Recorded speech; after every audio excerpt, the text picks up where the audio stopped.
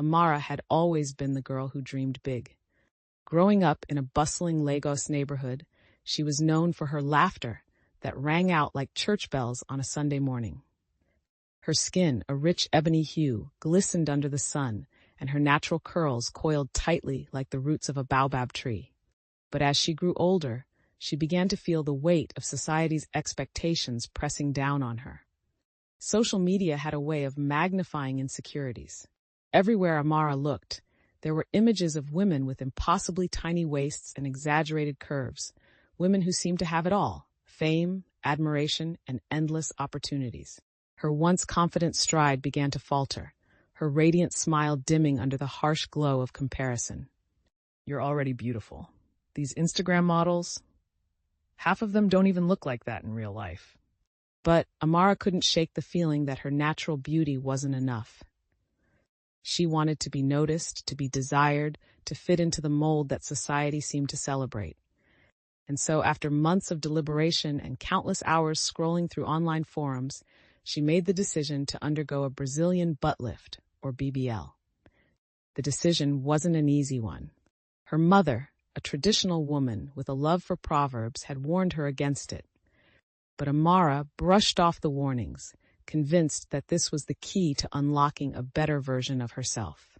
She found a clinic in Accra that offered the procedure at a fraction of the price charged in Europe or America. The reviews online seemed promising, and the surgeon's Instagram page was filled with before and after photos of satisfied clients. It seemed like a dream come true. The day of the surgery arrived, and Amara felt a mixture of excitement and nervousness. The clinic was small but clean, and the staff greeted her with warm smiles. As she was wheeled into the operating room, she whispered a prayer under her breath, asking for a successful outcome. The first few days after the procedure were a blur of pain and discomfort.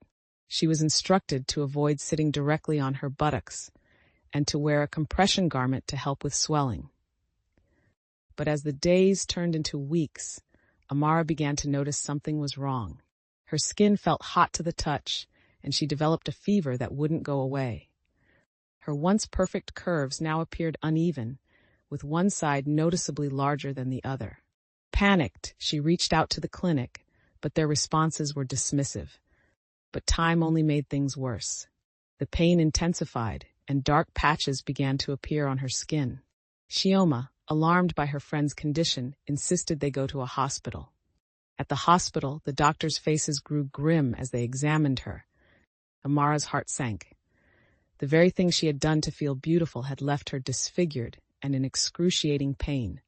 The surgery to remove the infected tissue was successful, but it left her with deep scars, both physical and emotional. The journey to recovery was long and arduous. There were days when Amara couldn't bear to look at herself in the mirror, days when the weight of regret felt too heavy to carry.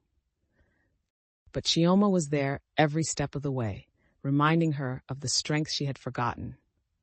Slowly but surely, Amara began to heal. She started sharing her story online, warning others about the dangers of chasing unattainable beauty standards. Her scars became a testament to her resilience, a reminder of the strength it took to rebuild herself from the ashes of her choices. In time, Amara found her way back to the vibrant, confident woman she had once been. She learned to embrace her imperfections, to see the beauty in her scars. And as she stood in front of the mirror one morning, her natural curls framing her face like a halo, she smiled. Not because she looked like the women on Instagram, but because she had finally learned to love the woman staring back at her.